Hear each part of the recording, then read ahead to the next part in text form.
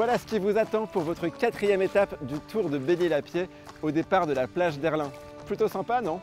D'autant plus que ce matin, la rando, eh bien je vais pas la faire tout seul. Coucou mon Théo! Théo, ça fait 17 ans que je l'ai. Donc c'est mon premier âne et c'est lui qui m'a donné la passion des ânes.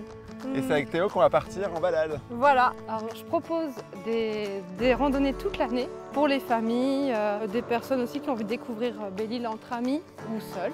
Ils peuvent louer un âne à la journée ou à la demi-journée. Ils vont découvrir les sentiers côtiers, les vallons, les hameaux de Belle-Île. Ils partagent un bon moment avec un âne. Ce qui est chouette avec les ânes, c'est qu'ils ont le pied sûr et c'est des animaux qui sont vraiment faits pour ça en fait. Ils adorent se promener et partager ces moments avec nous. Bon, par contre Théo, maintenant je vais dans un endroit où t'as pas le droit d'aller, sinon tu vas manger tous les arbustes.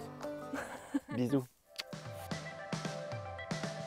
Bon là, c'était pas prévu que je m'arrête, mais franchement, c'est trop beau. C'est du délire. Belle-Île, I love you. Maintenant, un détour s'impose par le sublime jardin La Boulée à quelques pas du sentier côtier, uniquement sur rendez-vous où l'on peut le visiter avec sa créatrice. Bonjour Véronique. Bonjour.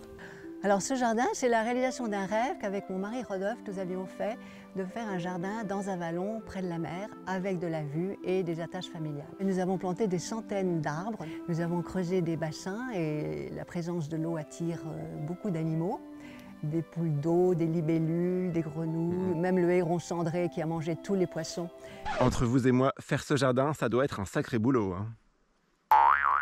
Et vous faites tout ce travail de manière complètement amateur? Complètement amateur, absolument. Je fais des erreurs, mais ça n'a pas d'importance.